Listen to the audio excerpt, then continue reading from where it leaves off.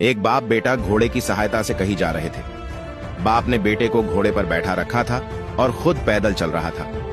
यह देखकर लोगों ने कहा, कैसा बेटा है जो अपने बाप को पैदल चला रहा है और खुद घोड़े पर बैठा है। लोगों की यह बात सुनकर बेटा नीचे उतर गया और अपने पिता को घोड़े पर बिठा दिया और आगे की राह पर चल पड़े। कुछ ही दूर चलने पर वापस लोगों ने उन्हें देखा तो बोले, कैसा बाप है जो अपने बेटे को पैदल चलवा रहा है और खुद घोड़े पर बैठा है। ये बात सुनकर पिता भी घोड़े से उतर गया और दोनों बाप बेटे पैदल चलने लग गए।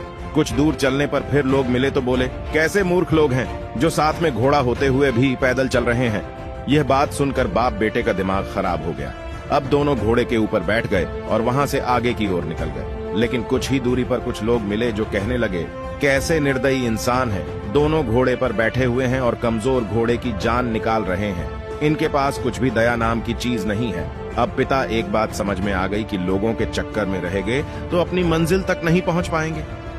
दोस्तों, आप चाहे जो कर लो, लोग आलोचना करना बंद नहीं करेंगे, लेकिन हमें जिंदगी में आगे बढ़ना है, ऊंचे मुकाम हासिल करना है, तो हमें लोगों के बहकावे में नहीं आना है।